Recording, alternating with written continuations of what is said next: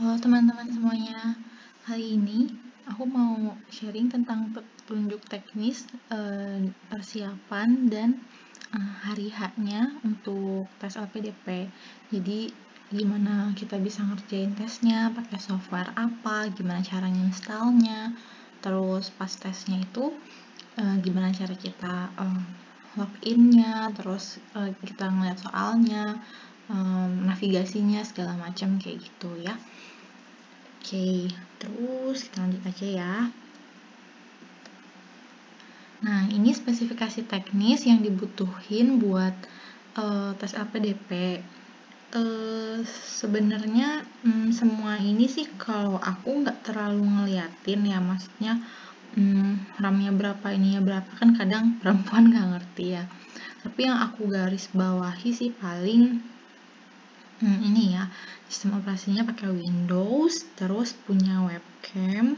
Kalau hard disk sih ruang biasanya ada lebih ya dari 200 MB, kecuali yang emang punya banyak banget data video kayak gitu. Nah, webcam kalau aku pakai di laptop langsung, tapi ada juga yang teman-teman punya webcam portable gitu. Kalau nggak ada juga bisa pakai handphone sih katanya. Cuma untuk caranya bisa lihat di Google ya atau di YouTube, karena aku nggak terlalu paham kalau pakai handphone gimana. Selanjutnya, koneksi internet lancar ya, minimal kecepatan 1 Mbps. Ini bisa diukur ya, kalau misalnya teman-teman ada yang pakai kuota, bisa dicek pakai aplikasi.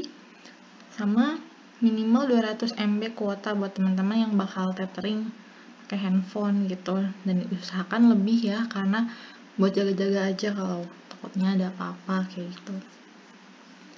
Nah, sebenarnya kita bisa lihat apakah laptop kita atau PC kita, jadi ini nggak bisa pakai handphone ya.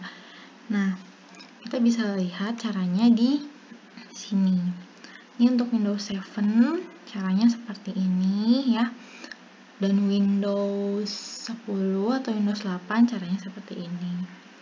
Nah, aku kalau ini ya di laptop aku kayak gini nih. Kalau aku pakai yang ini ya caranya, aku munculnya seperti ini, laptop sekian, prosesor sekian, RAM-nya sekian ya. Nah, terus perlu diingat juga nih sistem tab-nya berapa bit. Kalau aku 64 bit, kan ada juga yang 32 bit ya. Nah, ini diingat-ingat 64 bit gitu. Buat proses download softwarenya selanjutnya. Oke. Nah, ini download zip buat teman-teman yang belum punya aja zip atau RAR. Bentuknya seperti ini ya ikonnya. Jadi nanti ini dipakai buat mengekstrak file yang di-download gitu. Oke, lanjut. Nah, kita tuh tesnya pakai software yang namanya XM Browser. Nah, untuk link downloadnya dibagi menjadi yang 64 bit sama 32 bit. Nah, kalau aku kan tadi 64 bit tuh, jadi aku pakai link ini, terus muncullah halaman ini, terus ini tinggal di download, klik kanan download kayak gitu. Nah, kalau link ini sih nanti bakal disediain ya sama LPDP-nya by email, nanti akan dikirim panduannya gitu. Nah, setelah terdownload dalam bentuk zip atau RAR, diekstrak, klik kanan ekstrak. Nah, akan muncul semua file-file ini. Nah, yang type-nya application kayak gini bisa dibuka, klik dua kali gitu ya. 2 kali, terus nanti dia akan loading masuk, muncul ke halaman ininya, halaman softwarenya. Nah, ketika halaman softwarenya muncul itu penuh memenuhi layar, jadi kita nggak bisa buka program lain gitu. Nah, sebelum masuk ke tesnya akan muncul seperti ini. Jadi dia bakal ngecekin nih laptop kita udah sesuai belum spesifikasinya. Nah, kalau udah sesuai semua, dia akan ada tanda checklist semua seperti ini. Dan di bawahnya sebenarnya nih kalau di scroll dikit itu ada pilihan kameranya pakai kamera apa. Mungkin ada beberapa teman yang punya lebih dari satu kamera, misalnya di laptop ada, terus ada webcam yang portable juga ada, itu bisa dipilih aja yang mana gitu. Kalau udah klik run gitu ya, nah nanti dia akan install dan langsung muncul halaman gitu ya, halaman kayak gini. Dan ini full, kita nggak bisa sambil buka Google atau buka apa, nggak bisa. Dan cara close-nya pun bukan ada tanda close-nya di atas kayak gini tuh enggak, dan nggak bisa pakai shortcut Alt F4 itu juga nggak bisa. Dia cuma bisa pakai shortcut Ctrl C dan B gitu. Katanya sih untuk menghindari ke close nggak sengaja gitu ya, gitu. Nah, ini akan muncul halaman login ya. Balik lagi, username-nya ini kita isi dengan NIK, dan passwordnya ini kita isi dengan tanggal lahir dengan format tahun, bulan, dan tanggal. Tahunnya 4 digit gitu. Kita login aja gitu ya. Nah, nanti akan muncul petunjuk singkat ya. Di sini dijelaskan kalau tes ini terdiri dari 2 subtes ya, akademik dan kebangsaan. Nah, peserta baru bisa menyelesaikan subtes setelah melakukan tes 30 menit gitu. Kemudian setiap jeda subtes akan ada waktu 1 menit. Nanti 1 menit itu nanti akan ditunjukkan juga. Nanti dari 1 menit itu baru akan lanjut ke subtes yang selanjutnya. Gitu. Nah, kemudian ya terakhir ada angketnya juga. Nah, di sini nih di bagian atas ada token. Nah, tokennya ini bisa digunakan untuk nanti ngisi ujian. Pas login di ujian. Di sini konfirmasi data peserta kita, semuanya kita konfirmasi tanggal, bulan. Nah, tokennya ini masukin di sini ya, yang dari sini. Ini masukin submit. Nanti akan muncul konfirmasi tes. Kalau data kita sudah benar, terus kita udah ngecek ya tes apa, waktu tesnya jam berapa, lokasinya 45 menit. Kalau siap tinggal klik mulai gitu. Nah, lalu muncul halaman soalnya dari halaman soal nomor 1. Di sebelah kiri itu ada, kita bisa pilih size font soalnya dari yang kecil, sedang, sampai yang besar. Teman-teman bisa sesuaikan aja sama preferensi teman-teman. Kemudian di sini ada sisa waktu. Jadi dia sistemnya countdown ya. Kalau tadi dibilang 45 menit ya, dia akan mulai dari menit ke 45 gitu, dan terus sampai detik 00. Nah, di sini ada daftar soal yang mana kalau diklik itu munculnya seperti ini. Nah, yang hitam ini sudah dijawab, yang putih ini berarti belum dijawab. Nah, yang kuning ini kita tandain ragu-ragu gitu. Jadi udah dijawab tapi masih ragu-ragu, dan kita bisa balik lagi ke soal itu buat cek ulang kayak gitu. Nah, yang biru ini adalah sekarang kita lagi di halaman soal nomor itu gitu. Jadi sekarang kita lagi buka soal nomor 6. Oke, lanjut. Nah, ini untuk bagian bawahnya, halaman soal bagian bawah di sebelah kiri di sini ada soal sebelumnya. Nah, di tengah ini ada ragu-ragu gitu ya. Jadi kita bisa tandain ragu-ragu. Kalau kita nanti selanjutnya mau kembali ke soal itu untuk ngecek ulang untuk memastikan, itu bisa kelihatan ya, enak tuh, kita bisa tandain ragu-ragu. Selanjutnya di sini ada ke soal berikutnya.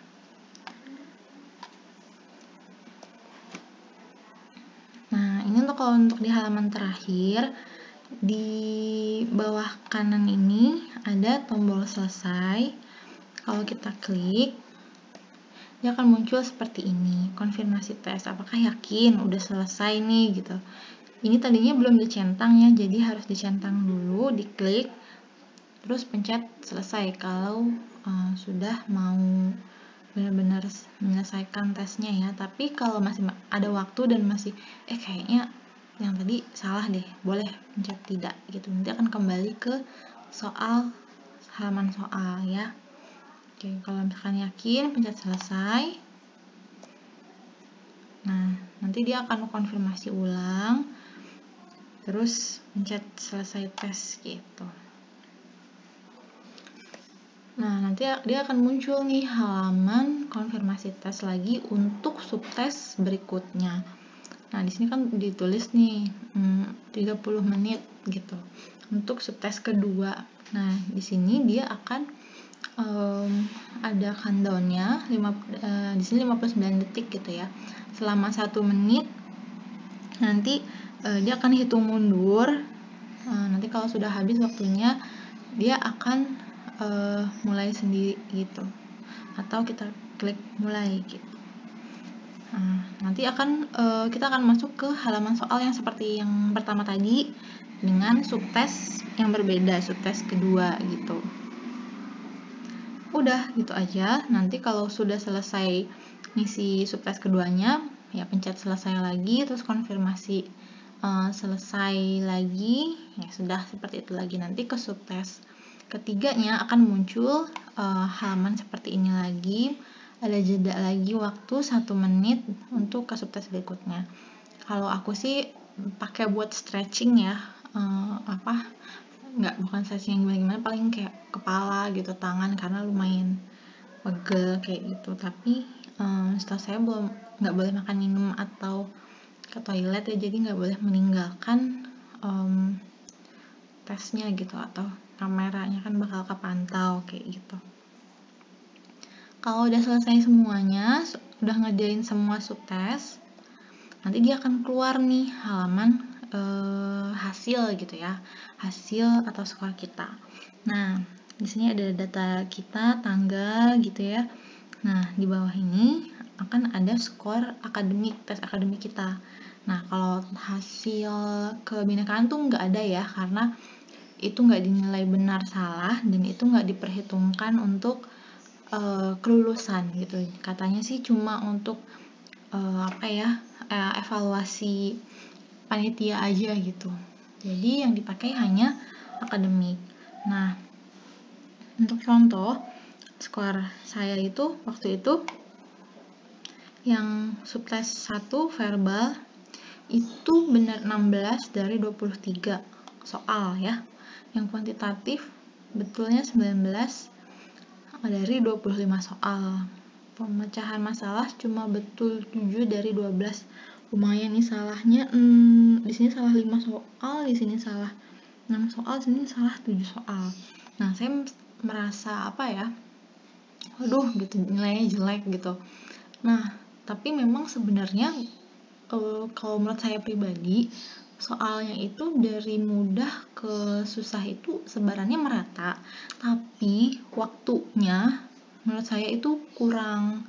Maksudnya kita tuh harus ngerjainnya cepat gitu, nggak bisa punya banyak waktu buat terlalu teliti gitu. Jadi kayak kita tuh harus tahu caranya gimana, langsung kerjain, langsung nemu jawabannya, isi kayak gitu. Nah, cuma ya karena beberapa soal yang susah itu jadi aku seperti kehabisan waktu ya. Jadi emang aku akuin itu kemarin ngisinya nggak terlalu maksimal ya di akademik. Kalau kebinekaan itu gampang, sisa spare waktunya tuh aku masih ada mungkin sekitar 15 menit itu aku udah selesai.